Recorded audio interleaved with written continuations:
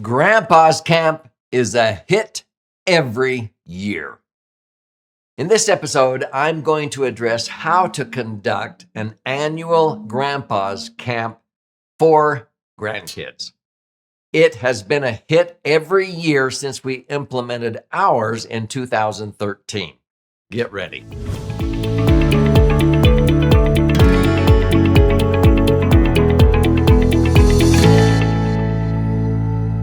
So I'm Doug Andrew, and I've been a financial strategist and a retirement planning specialist, helping people optimize financial assets and minimize taxes for nearly 5 decades.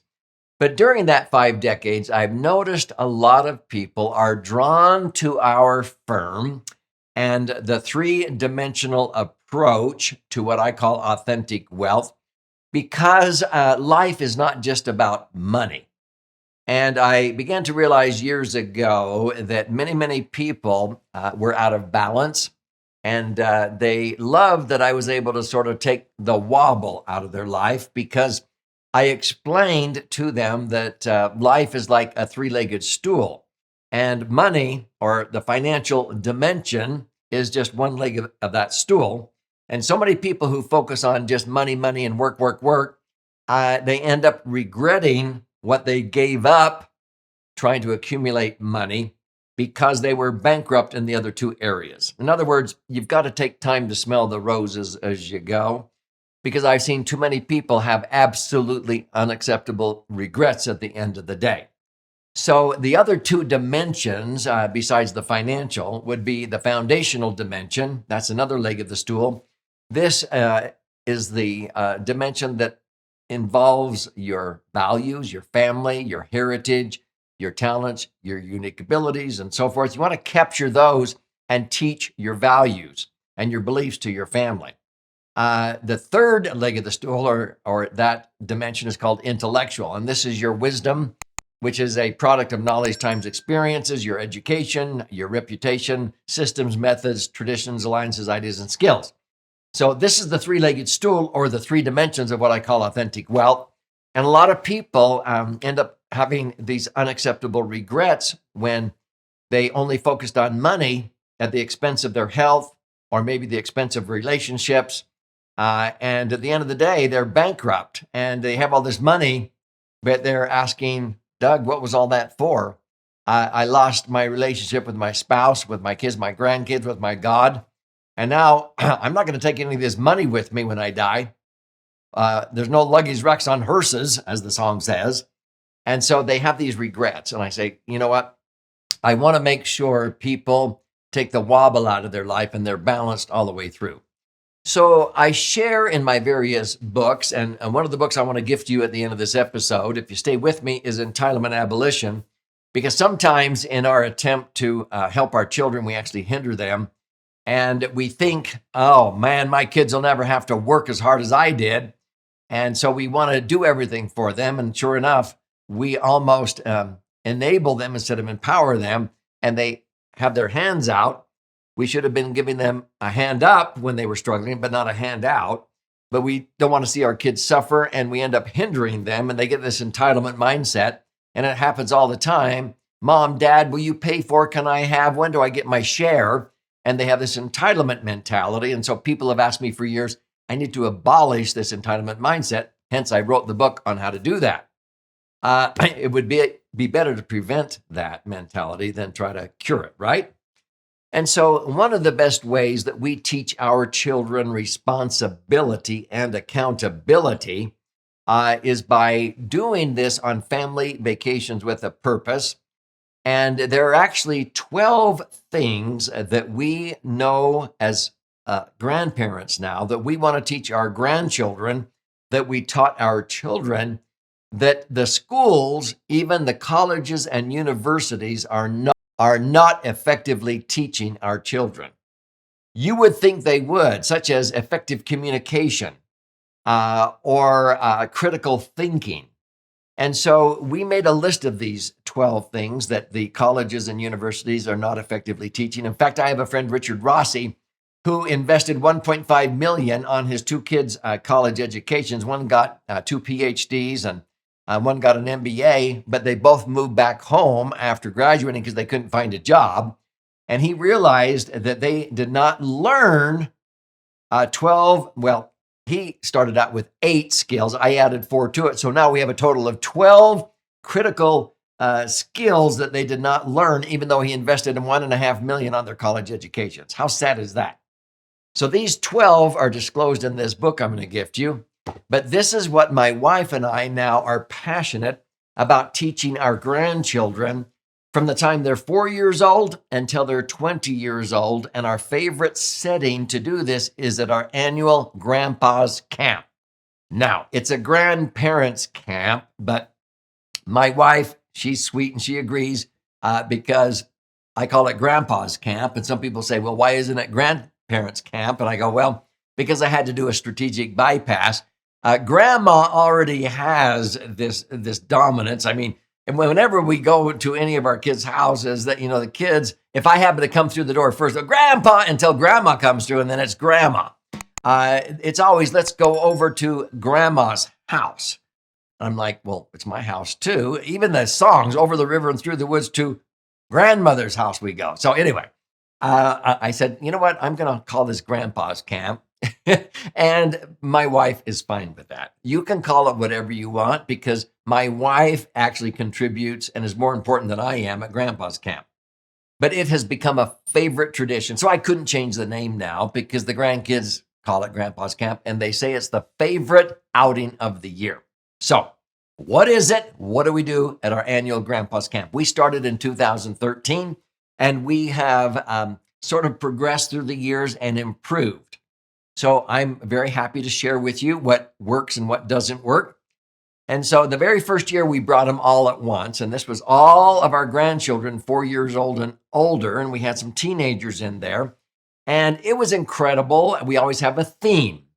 So the themes in 2013 was how to live, learn, give, and earn. And they had to come, and we always have the grandkids take a moment to teach their cousins one of the lessons. And so they had to visit one of their parents' places of work and report on what their mom or dad did for work. They had to take and figure out how to spend $10 at the grocery store to realize how to make choices and that money just doesn't grow on trees. And they had to come with a story about one of their ancestors and so forth. And so they usually share, and we have activities where they come with an art or a craft and they teach a lesson in the morning, the afternoon, and the evening. And then the rest of the time we play. We have zip lines, we ride 4-wheelers, we take hikes, we play Frisbee golf. We do all kinds of things, okay? And so it was a hit, but some of the older teenagers, some of the arts and crafts were a little bit, childish for them. And we learned, even though they got involved, that we needed to sort of separate the group. So the next year, the theme was put on the whole armor of God. We're Christian. And so each one of the grandchildren were assigned to teach a lesson and hold an activity based upon one of the pieces of the armor of God found in the New Testament in Ephesians. And we brought the older teenagers, the 12-year-olds actually and older, for the first couple of days. And then the 4-year-olds to 11-year-olds came to join them. And I took the 8, 9, 10, 11-year-olds with the older ones. And Grandma took the younger ones in the cabin. And the rest of us, we camped out. But we came together for the meals and so forth. And that was our theme. And we have all kinds of activities. And again, they love to ride 4-wheelers and hike and do treasure hunts. And they get in their backpack all kinds of things that they love. It's like Christmas. They get a flashlight and they get a compass and a stove where they can make their own popcorn and cook their own meal and what have you. And it gets better and better and better every year because we keep filling out a form at the end of every year on what worked, what didn't work. And so it has evolved. So as we went, the next year, the theme was America, the Land of Liberty. And they shared stories that you don't find in the school history books anymore about the founding fathers and how this country was first founded and the principles it was founded upon, because they are not learning this in school anymore. And then we had the next year one on B's: be grateful, be clean, be reverent, be smart, and so forth. And then we had let your light so shine. how to be a possibility thinker. And we have all kinds of activities and games to show them how they attain the best possible by seeking the impossible. And so these ideas are included here in the curriculum and in the book, and you can read about these. And so this year that I'm recording this episode, we are talking about Stand for Truth and how to defend the Constitution of the United States. And because I think we're seeing the Constitution getting challenged and what have you. So what we're trying to do is teach our grandchildren how to be responsible and accountable. So now, for the first 4 days, we bring the 12-year-olds and older, which are about half of our grandchildren now. We do high adventure. We've done hot air ballooning, rappelling. We do all kinds of really serious hikes that you can't take the little ones on. But we talk teenage talk. And I have those 12 different things, and we have tools to teach them critical thinking, so, the solution formulator, the better life circle, how to always learn, how to take any negative experience and transform it into a positive outcome. Because they're going to have negative experiences, disappointments, letdowns when they try out for something and they don't make it. How to deal with crisis, deadlines, and insults with faith, hope, and charity.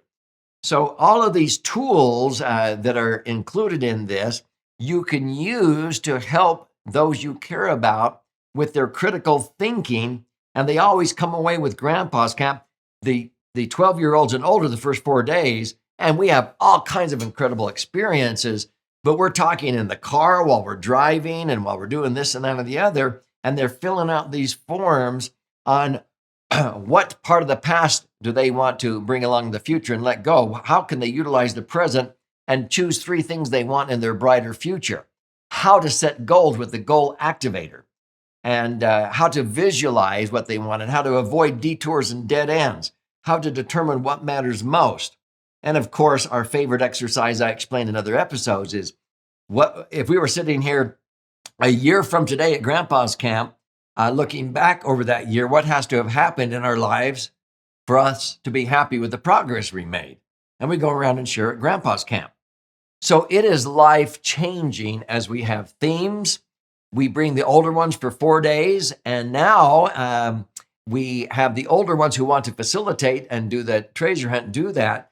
Now they go home, and the 4, 5, 6, 7-year-olds are with Grandma, and I have the 8, 9, 10, 11-year-olds with Grandpa, and we're able to do all kinds of activities with them for 48 hours. Usually the parents bring them on Tuesdays at 5 o'clock. We have the treasure hunt. The parents go home. The parents don't come back until Thursday at 5. We have them for 48 hours, and they teach morning, afternoon, and evening. We have campfire experiences. They cook their meals and all kinds of incredible experiences. And then the parents finally come with the little toddlers, and we all enjoy the camp out the final night. And we ride 4-wheelers, and all the children report to their parents what they learned and what they did, and they demonstrate the arts and crafts that they created. You're beginning to get a glimpse of what Grandpa's Camp is. It is our favorite retreat of the year.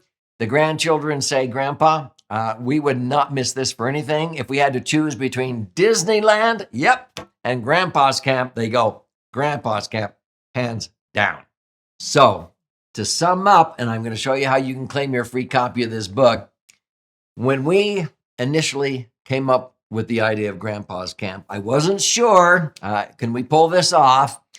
You can pull it off however you want. You don't have to do it at an exotic cabin or whatever. You could do this actually in the basement of your home, which we've done sometimes for a portion of Grandpa's Camp. But they looked forward to it so much that the younger ones kept asking their parents, because we announced the theme and the date in December at our annual Christmas gathering. And Grandpa's Camp isn't until the last of June. They're asking their parents, how many more days till Grandpa's Camp? And so one of the mothers, our daughter-in-law Harmony, made a Grandpa's Camp chain. And so with colored paper, made links in a chain where every link represented a day and different colors represented different months. And her little boy, Ethan, could wake up every day and cut off a link out of that chain that was hung up in his bedroom, and he he could tell by the length of the chain that was remaining how many more days till Grandpa's camp. And she put on some links, this is Valentine's and this is Easter and so forth. And he could see that because she was getting tired of telling him how many more days till Grandpa's camp. Well, he's a smart little whippersnapper. He thought if he took more naps, every time he woke up from a nap, he could cut off another link of the chain and make Grandpa's camp happen sooner. Yeah. Nope, it was only when he went to bed at night. But the next year, for Christmas, he couldn't wait to give Grandpa his Christmas present when I was going to announce the theme and the dates for the next Grandpa's camp. And there was this big box. I opened it up and he made me my own Grandpa's camp chain to hang up in our sunroom 30 feet long. Why? So that Grandpa would never forget how many more days until Grandpa's camp. It was awesome. And he counted to see if I was up to date, cutting off the links of the chain. They will remember this forever. So create family vacations with a purpose. And if you're grandparents, this will be a hit. We usually assign one of our adult children to come and help facilitate and take pictures. It will be your favorite retreat, I assure you. So claim your free copy of this, entitlementabolitionbook.com. Click on the link below. You contribute a nominal amount towards the shipping and handling. I'll cover the rest of that cost, but have some skin in the game. I will pay for this book. You don't have to pay retail for, $20 on Amazon. And claim your free copy. There's also options there to listen and learn, watch and learn. There's even an 18-hour masterclass on how you can implement these strategies.